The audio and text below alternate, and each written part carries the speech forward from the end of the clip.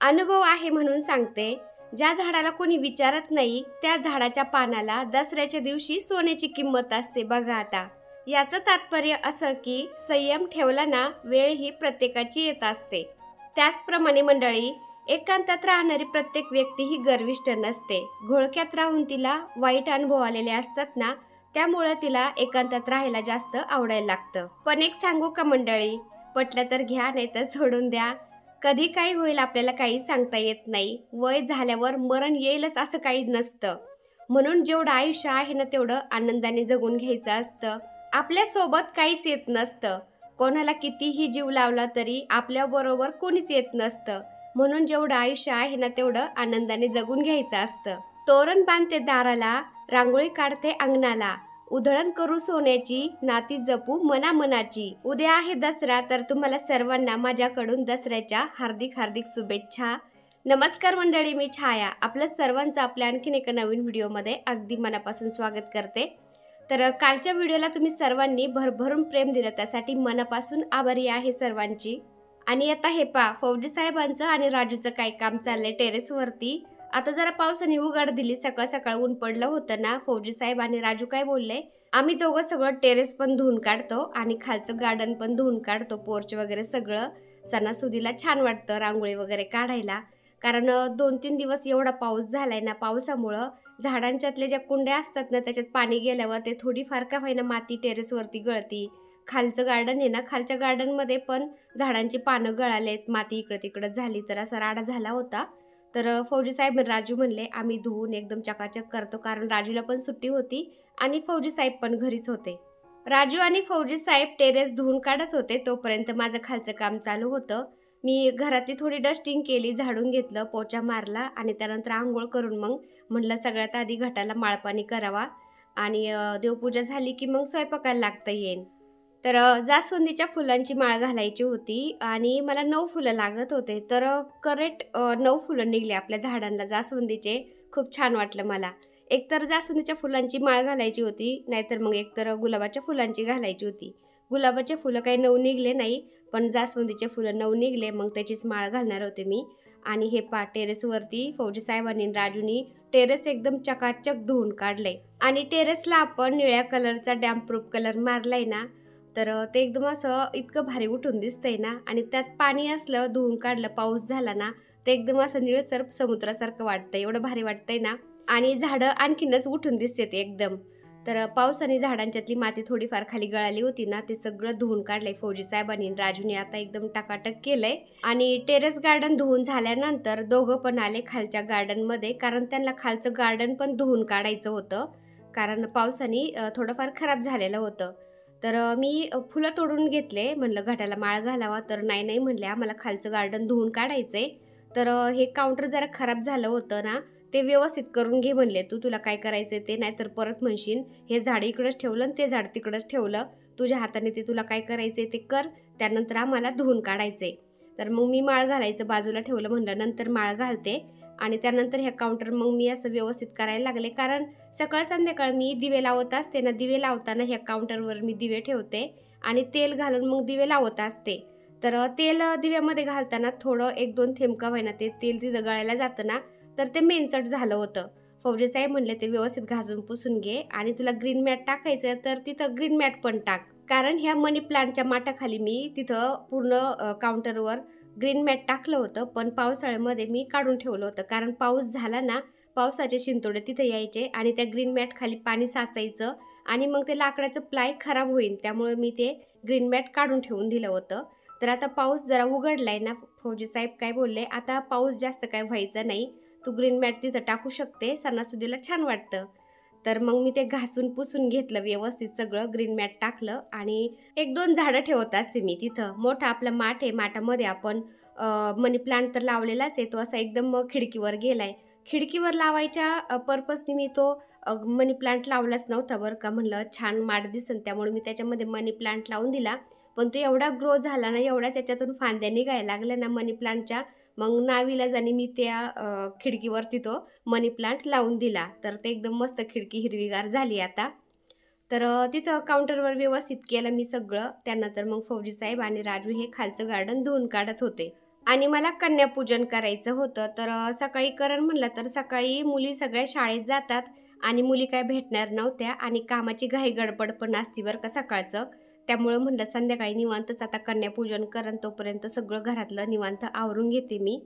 तर मला रांगोळी काढायची होती, हळदीचं लेपन करायचं होतं, पण फौजी साहेब काय बोलले, पावसाने लयच राडा झालेला आहे, त्यामुळं मी तुला धुवून देतो आधी सगळं पोर्च वगैरे, त्यानंतर मग तू हळदीचं लेपन रांगोळी काढ, छान वाटन. तर त्यांचं धुवून झाल्यानंतर मी पायऱ्या पुसून घ्यायला लागले, कारण बोरच्या पाण्याने एवढे डाग पडतात ना ह्या पायरीला, त्याला असे एकदम मिठासारखे डाग पडतात. तर चांगल्या पाण्याने चांगल्या कपड्याने असं एकदम व्यवस्थित पुसून घ्यावं लागतं, तेव्हा ते डाग राहत नाहीत. तर म्हणलं आता घाटाला पहिली माळ घालते, त्यानंतर मग हळदीचं लेपन करते, रांगोळी काढून घेते.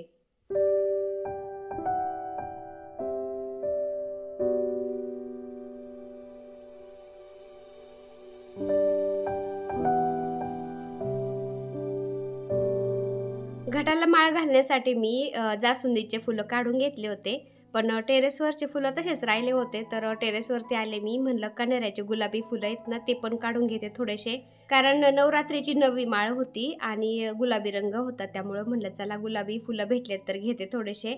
आणि गुलाबाला पण थोडेसे फुलं होते तर ते पण घेते, कारण सणासुदीला मी गुलाबाचे फुलं झाडांना अजिबात ठेवतच नाही, कारण पूजेलाच लागतात ते. आणि ते फुलं झाडांनाच सुकून जाण्यापेक्षा ते फुलं देवांच्या चरणी वाहणे हे त्यांचं परम भाग्यच असं म्हणावं लागेल. त्यामुळं मी सणासुदीला तरी झाडांना फुलं अजिबात ठेवत नाही, ते फुलं देवांच्या चरणी नक्कीच वाहत असते. इतर वेळी मी झाडांची सगळे फुलं कधीच तोडत नाही, थोडेसे तोडते आणि थोडेसे ठेवत असते, कारण फुलपाखरं त्या फुलांच्यावर येऊन बसतात ना, इतकं भारी वाटतं ना. आणि आपल्या बागेमध्ये फुलपाखरं असे उडताना पाहिल्यावर किती छान वाटतं ना. त्यामुळं मी थोडे का होईना फुलं झाडाला नक्कीच ठेवत असते. तर जास्वंदीच्या फुलाची माळ घातली मी घटाला आणि आपलं धान्य किती एकसारखं उगले तुम्ही बघू शकता. तर असं थोडं थोडं पाणी घालत राहिली मी, एकदम जास्त पाणी घालायचंच नाही घटाला, नाहीतर मग ते बुरशी लागती, ते धान्य खराब होतं आणि एकसारखं उगत नाही, पिवळं पडतं. तर धान्य एकदम हिरवगार मस्त एकसारखं उगलंय तुम्ही बघू शकता. आणि दिव्याची मी चिमट्याने अशी काजळी काढून घेते आता. तर असं मी एक चिमटा ठेवलेला आहे ना, तर त्यांनी काजळी काढायची म्हणजे दिवा आपला शांत होत नाही. तर दिव्याची काजळी काढली, दिव्यामध्ये तेल वाढवलं आणि फौजी साहेबांनी सगळं पोर्च धुवून काढलं होतं ना, तर ऊन पडलं होतं आज, त्यामुळं ते सुकलं पण होतं. तर मला हळदीचं लेपन करायचं होतं, रांगोळी पण काढायची होती, बाहेरच एकदा उरकून घेते म्हणलं पटकन, त्यानंतर स्वयंपाक पण करायचा होता.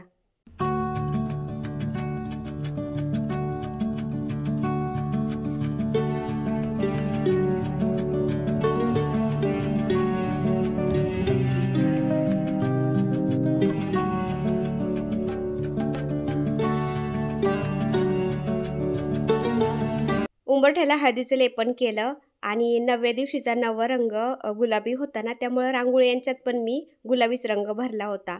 तर फरचीवर खाली पण मी असं हळदीने सारवलं, त्याच्यावरती रांगोळी काढली ना, त्याच्यामध्ये पण गुलाबीच रंग भरला होता. इतकं भारी वाटत होतं ना. हळदीचं लेपन झालं, रांगोळी काढून झाली, स्वयंपाक झाला, त्यानंतर दुपारी अर्धा तास आराम केला, त्यानंतर मी पुन्हा फ्रेश झाले, साडी चेंज केली आणि पुन्हा लागले स्वयंपाकाला, कारण मला कन्यापूजन घालायचं होतं ना. काळीचणे मी कुकरला शिजायला घातलेत आणि बाकीची पटपट तयारी करून घेते आता आणि कन्यापूजन करून घेते. सकाळीच घालायचं होतं, पण सकाळी एवढी कामाची घाई गडबड होती ना, तर मग सकाळी काही झालं नाही. म्हणलं संध्याकाळी निवांत घालं. 10-11 वाजेपर्यंत मुली पण स्कूलला गेलेल्या असतात ना, घरी कोणीच नसतं. म्हणलं संध्याकाळीच आता कन्यापूजन घालन. तर चला पटपट आवरून घेते मी आता. तर हे सकाळी आपली रांगोळी वगैरे झालं होतं सगळं, हळदीचं लेपन वगैरे सगळं केलं होतं, मस्त छान दिसतंय. तर आता फक्त स्वयंपाक करायचा आहे आणि बाकीची तयारी झालेली आहे. फौजी साहेब म्हणला मी बाजारात पाठवलं होतं मुलींच्यासाठी काहीतरी गिफ्ट घ्यायला, तर ते पण आलेत आता. हे राजू आणि फौजी साहेब गेले होते सामान घ्यायला, तर ते घेऊन आलेत आता. आता बाकीचं पटपट मी आवरते आणि मुलींना घ्यायला जाऊ आपण स्वयंपाक झाल्यावर, आहे ना. लवकर जावं लागतं. चालते घेते मी पटकन आवरून. काळे चणे शिजत आलेत, बाकीचा डाळ भात वगैरे करते. भाजी आणली का हो? भाजी आणली लय महाग आहे. भाजी आता आजच्या उद्या दिवस भाजीचा मान असतो ना. 70 रुपयाला गडी. करडीची ना कमी करडीची करडीच्या भाजीची गड्डी 70 रुपयाला. बघा आता आजच्या उद्या दिवस 2 दिवस मान असतो ना भाजीचा. चांगली पाहिजे, हा ना. उद्या तर 100-125 रुपये. बापरे, बघा आता एकच आणली येऊन. हा ना लय झाली तेवढी. चला हे पा कुकर लावला होता, काळे चणे शिजलेत. आता गॅस कर बंद बाबू, शिजले असतील. हा रुमाल आणले बघ दाखवा. मुलींच्यासाठी रुमाल आणायला पाठवलं होतं फौजी साहेबांना. त्यांना कामाला तर येते मुलींना नाही का रुमाल. हे पा फुलं आणलेत मुलींना. आपले गुलाबाचे फुलं होते पण देवासाठी मी सगळे तोडायचे ना, सगळे म्हणजे एक पण फुल नाही ठेवलं मी आता नवरात्रामध्ये गुलाबाच्या झाडाला. तर मुलींच्यासाठी एक फुल पण आणले. लाल फुल दिलेलं चांगलं असतं ना, त्यामुळे हे पा फुलं आणले फौजी साहेबांनी. आणि रुमाल दाखवा. आणि हे पा रुमाल आणलेत असे मुलींना द्यायला. केळी आणली का? हा. तर भाजी निसतो खरं आता तेवढी पटपट भाजी निसून घे तेवढी. मी तोपर्यंत हे भटुऱ्याचं बनवते, पीठ मळते है ना. मैदा आणलाय, काळे चणे भटुरे बनवते, डाळ भात रवा असं बनवते आता पटपट. चला खूप घाई गडबड आहे कामाची. आता आमची झाली होती संध्याकाळच्या स्वयंपाकाची घाई गडबड सुरू. राजू कढीची भाजी निसत होता आणि मी बाकीची तयारी करत होते. कुकरला काळे चणे मी शिजायला घातले होते ना, ते शिजले होते. गॅस बंद केला होता मी आणि रवा घेतला मी चाळायला, कारण रव्यामध्ये पटकन आळ्या होत्यात ना, तर ते थोडंसं चाळून घ्यावं म्हणलं. नैवेद्यासाठी काहीतरी एक गोड पदार्थ लागतो ना, एकतर खीर नाही तर मग एकतर रवा. तर रवा पटकन होईल त्यामुळं म्हणलं चला रवाच करते मी आता. आणि हे काळे चणे पण मस्त असे शिजले होते. तर मग मी पटापट एकदम चण्याची भाजी केली, भटुऱ्याचं पीठ मळलं, बाकीची सगळी तयारी केली. आणि शूट काहीच नाही घेतलं बरं का, कारण शूट घेत बसलं ना काहीच उरकत नाही. संध्याकाळ झालेली होती, मुलींना पण जेवायला घेऊन यायचं होतं. मग मी बाकीचं काहीच नाही शूट घेतलं. रवा करायचा राहिला होता, कारण रव्याला विलायचीच राहिली नव्हती. किराण्यात विलायची भरली ना, मुलं काय करतात ती चहामध्ये टाकत राहतात आणि मग मला माहितीच नाही विलायची संपलेली. राजू गेला होता बाजारामध्ये दुकानात विलायची घ्यायला, तोपर्यंत म्हणलं मी दिवाबत्ती करून घेते आता. तर सकाळी उठल्यापासून माझं असं शेड्यूल असतं बरं का. आपलं हे काम एवढ्या वेळेत झालं पाहिजे, व्हिडिओची एडिटिंग पण झाली पाहिजे, स्वयंपाक भांडे घरातलं सगळं काम, त्यानंतर संध्याकाळची दिवाबत्ती सगळं व्यवस्थित जिथल्या तिथं झालं पाहिजे. मी असं शेड्यूलच बनवत असते, त्यामुळे सगळं होतं. आणि बऱ्याचशा ताईंच्या कमेंट येतात की छाया तू एवढं कसं काय मॅनेज करते. तर आपलं असं एकदम व्यवस्थित आपण ठरवलं ना की आपलं ह्या वेळेमध्ये एवढं झालं पाहिजे. एखादं काम इकडे तिकडं होतं पण चला ते करत राहायचं, बरोबर होतं. तर असं करत असते, त्यामुळे सगळं व्यवस्थित जिथल्या तिथं होतं ताईंनो. आणि तुम्ही बघू शकता सगळं जिथल्या तिथं व्यवस्थित झालं ना, आपल्या मनालाच एकदम सुकून मिळतं, एकदम शांत वाटतं. एकतर सकाळी उठल्यानंतर बाहेरचं सडा रांगोळी आणि देवपूजा झाली ना, मला बाकीच्या कामाला एकदम अंगामध्ये असं एनर्जी आल्यासारखं होतं, छान वाटतं. आणि एकतर संध्याकाळचं मला बाहेरची दिवाबत्ती झाली ना, अंगणामध्ये दिवे लागले ना, एकदम भारी वाटतं. तर संध्याकाळची दिवाबत्ती झाली, त्यानंतर मी लागली रवा करायला. तर घरचं गावरान तूप आहे ना, मी बनवत असते साई ठेवून, तर तेच तूप मी घेतलं होतं आणि रवा मस्त भाजून घेतला. त्याच्यामध्ये काजू पण घातले आणि गरम पाणी ठेवलं होतं एकीकडे तापायला, गरम पाणी घातलंय आता. आणि हे थोडंसं आता हलवून घेते आणि त्यानंतर मग साखर घालायची. म्हणजे काय होतं, रवा आपला चिकट होत नाही, एकदम असा मस्त मोकळा मोकळा होतो, म्हणजे एकदम असा लुसलुशीत होतो, चिकट अजिबात होत नाही. तर साखर घातली मी आता. साखर घातल्यानंतर थोडंसं हलवून घेते. साखर घातल्यानंतर थोडंसं आपल्याला ते असं ओलसर पातळ वाटतं, पण ते थोडंसं असं हलवत राहिलं ना, पुन्हा ते रवा कोरडा झाला जातो. आता साखर घालून मी परतून घेतलं. त्यानंतर सगळ्यात शेवट विलायची पावडर घालायची आणि हलकं परतून घ्यायचं फक्त, म्हणजे विलायचीचा जो फ्लेवर आहे ना तो तसाच राहतो. तर विलायची घालून मी थोडंसं हलवून घेतलं आणि गॅस बंद करून त्याच्यावरती आता झाकण ठेवून उतरून ठेवली कढई. त्यानंतर मी लागली आता भटुरे करायला. आणि वरण भात पण मी करून घेतलं होतं, चण्याची भाजी, वरण भात, त्यानंतर रवा पण झाला आता. आणि चण्याच्या भाजीवर कोथिंबीर टाकायची राहिली होती, तर कोथिंबीर पण टाकली, तुम्ही बघू शकता. मस्त अशी चण्याची भाजी झाली होती. तर 1-2 व्हिडिओमध्ये मी काळ्या चण्याची भाजी पण तुमच्याशी शेअर केली होती, खूप छान होती. मी भटोरे बनवायला लागले ना, फौजी साहेब गेले होते मुलींना घ्यायला, पलीकडं म्हणजे जवळच राहतात मुली त्या, तर त्यांना घ्यायला गेले फौजी साहेब. तोपर्यंत मी नैवेद्याचं ताट भरलं. तर करडीची भाजी पण बनवली होती बरं का. मी पटपट दाखवलंच नाही, कारण एवढी घाई गडबड होती ना, व्हिडिओ शूट घेत बसलं की उरकतच नाही. त्यामुळं मला जेवढं शूट घेता येईल ना तेवढंच मी शूट घेतलं. आणि मुली येतील त्याच्या आधी म्हणलं नैवेद्य दाखवून घ्यावा, म्हणजे मुलींचे पाय धुवावे लागतील आणि त्यांना पण ताटं बनवायचे होते. आणि नैवेद्यामध्ये मला जे पटपट करता येईल ना तेच मी करण्याचा प्रयत्न केला. सगळ्यात महत्त्वाचं म्हणजे काळ्या चण्याची भाजी देवीला खूप आवडते ना, तर काळ्या चण्याची भाजी केली मी, भटोरे, शिरा, त्यानंतर डाळ भात आणि भाजी एवढंच केलं होतं. नैवेद्य दाखवल्यानंतर दिव्याची माफी पण मागितली. काही चुकलं असेल तर ते माझं आणि जे बरोबर असेल तर ते देवाचं. आणि काही चुकलं असेल ना तर तेही तुम्ही मला समजून सांगा ताईंनो, कारण जन्मताच कोणीच काही शिकून नसतं येत. जे काही शिकायचं ना ते आपल्याला शिकायचं असतं. तुम्ही जे मला समजून सांगता ना त्यातून मला भरपूर काही शिकायला मिळतं. तर जे देवाचं साहित्य मी ठेवलेलं दाखवलं होतं आणि तुम्हाला मी असं ठेवलं आहे. बऱ्याचशा ताईंच्या कमेंट होते की ताई जे तांबे ठेवलेत ना ते तू उताने करून ठेव, पालथे नको ठेवू. तर पहा मला किती म्हणजे तुमच्याकडून शिकायला मिळतं. ते आता मी सगळे व्यवस्थित तांबे करून ठेवलेत बरं का ताईंनो. किती हुशार आहे. आता सगळ्यांनी असंच करायचं.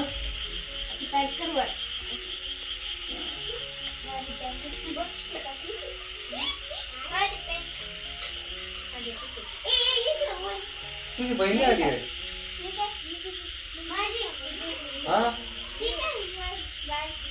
अच्छा, मोठी तिने आली मागची झाली. तर ह्या मुली आहेत ना आपल्या घरापासून थोड्याशा अंतरावर राहतात ना, मध्ये अंधारच आहे जरा, त्यामुळं त्यांना असं घ्यायला पण जावं लागतं मोठ्या गाडीमध्ये आणि सोडायला पण जावं लागतं जेवण झाल्यानंतर. तर मुली एवढ्या खुश होतात ना आपल्या इथं यायला. येतानाच त्या फौजी साहेबांना काय म्हणत होत्या, काका तुमचं आम्हाला टेरेस गार्डन पाहायचं आहे आणि टेरेस गार्डनमध्ये वरतीच जेवायचं आहे आम्हाला. तर त्या असं व्हिडिओ पाहत राहतात ना त्यांना असं खूप असं उत्सुकता लागते आपल्या इकडे यायची गार्डन सगळं पाहून. आणि तुम्ही बघू शकता मुलींच्या पायावरती स्वास्तिक काढलेले आहेत ना. मुली 2-3 ठिकाणी कन्यापूजनासाठी जेवायला गेलेल्या होत्या. तर आमच्या इथं आसपास आहे ना कन्यापूजन आजच होते सगळ्यांचे. आता मुली येऊन घरात बसल्या कुठं नाही तर त्यांची उत्सुकता होती की आम्हाला तुमचं टेरेस गार्डन बघायचंय. तर मग फौजी साहेब आले टेरेसवरती त्यांना घेऊन. म्हणले त्यांना खेळू दे जरा, तोपर्यंत तू भटुरे बनव. तर भटुरे मी बनवायचे ठेवले होते कारण ते गरम गरमच छान लागतात खायला ना. त्यामुळं म्हणलं ते आले की थोडंसं त्या टाईमपास करतील, खेळतील, तोपर्यंत त्यांना मी गरम गरम भटुरे बनवून देईल. तर मी खाली भटुरे बनवत होते आणि फौजी साहेब त्यांच्याकडे लक्ष देत होते आणि मुली अशा खेळत होत्या गार्डनमध्ये. आणि आपलं गार्डन पाहून मुलींना एवढा आनंद झाला ना ताईंनो, त्या बोलत होत्या आम्हाला इथंच राहावंसं वाटतं, एवढं आवडलं त्यांना आपलं गार्डन. कलर येतो.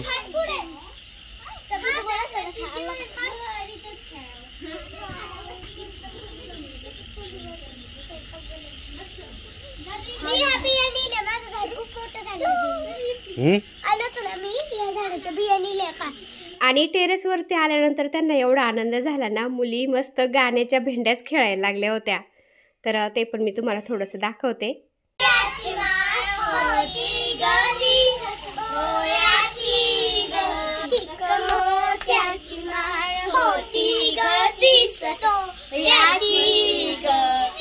गणपतीचा लोंढा चौरंगी लागला तू कुठे चाला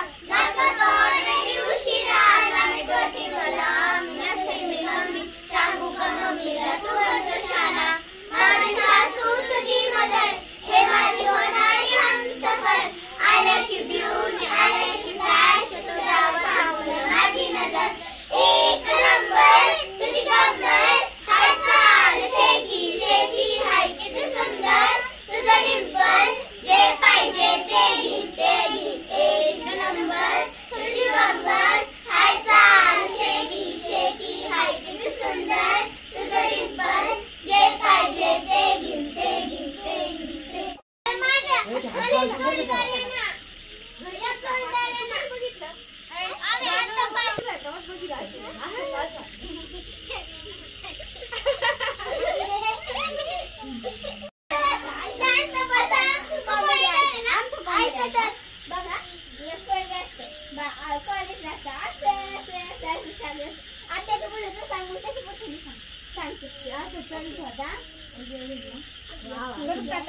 मस्त चालते छान आहे असं पण चालतं.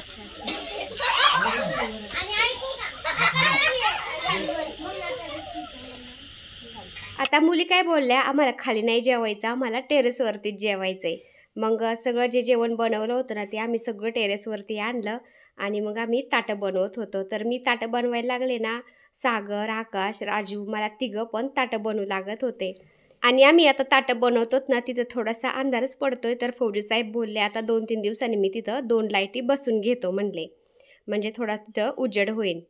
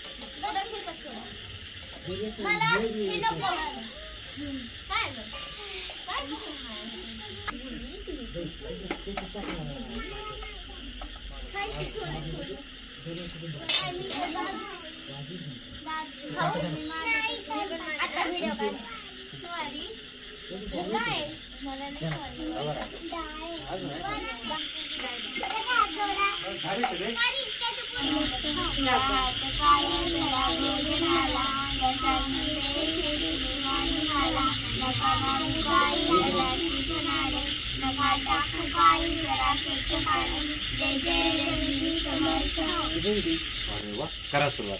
एकदम मस्त. गुडच्या बस मजा आली बरं. पण तुमच्यापासून आम्ही पण काही शिकलो. पाणी नमक वगैरे लागतं का बघा. आम्ही खराब द्या. खा ना बाबू खा. अरे खा ना. मांडी घालून बस. मांडी घालून बस.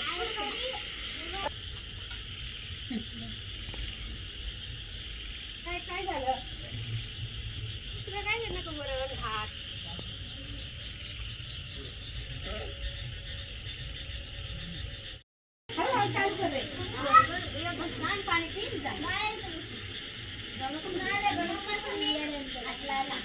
असं कन्यापूजनासाठी मार्गशीर्ष महिन्यामध्ये मुलींना बोलवलं ना, मुली एवढ्या आनंदाने येतात माझ्याकडे की बस. त्यांना खूप आवडतं आपल्या इथं यायला. त्या कधी मध्ये संध्याकाळचं असं इकडे फिरायला आल्या ना, तरी पण मग माझ्याकडे चक्कर मारायला येत असतात. आणि मला सगळे आत्याच म्हणतात, कारण फौजी साहेबांच्या मांडीवर बसलेली परी आहे ना, ती आमच्या गावाकडलीच आहे. कारण माझा क्लासमेट आहे ना, तो इथं जवळच राहतो. तर त्याची मुलगी आहे ना, ती आत्या म्हणते. तिच्याबरोबर ते बाकीच्या मग आत्याच म्हणतात. आणि हे राजूने मला दाखवलं तर घराच्या पलीकडून मोकळ्या वातावरणामध्ये असं ससा बसलेला होता. तर मोकळ्याने सगळं इकडं, त्यामुळे भरपूर ससे आहेत आपल्या इकडं.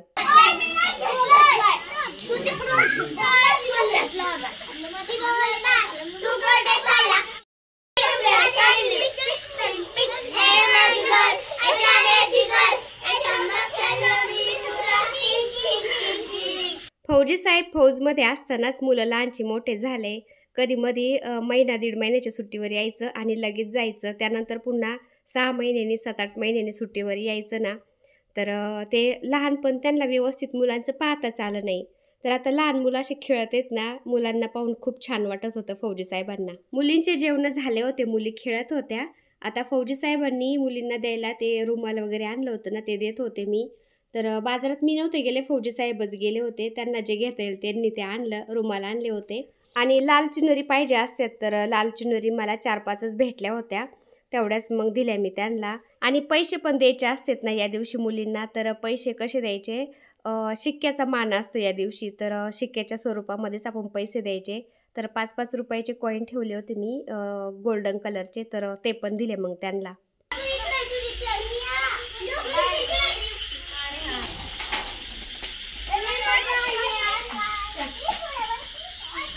काय होतं काय आतमध्ये घ्या. हातात आतमध्ये व्हा. अजून तिकडे जा. थोडे ऍडजस्ट करा. हां मांडी घ्या. काय नाही पाय घ्या. गोष्ट हा लावतो.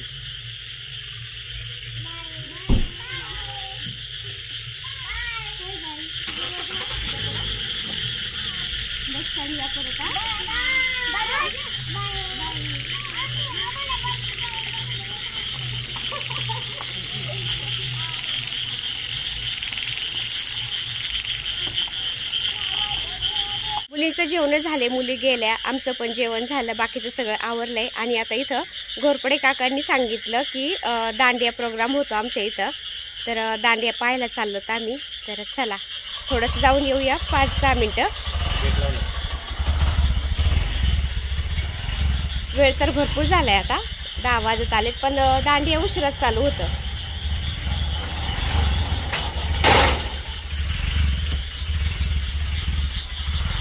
त्यामुळे म्हणलं चला 5-10 मिनटं तेवढंच एन्जॉय होतं, पाहून येऊ. फौजी साहेब पण येतात माझ्याबरोबर. तर मंडळी आज टिपऱ्यांचा प्रोग्राम चालू आहे इथं घोरपडे ताईंची इथं, तर तिथं आलो तर आपण. तर चला पाहूया थोडंसं.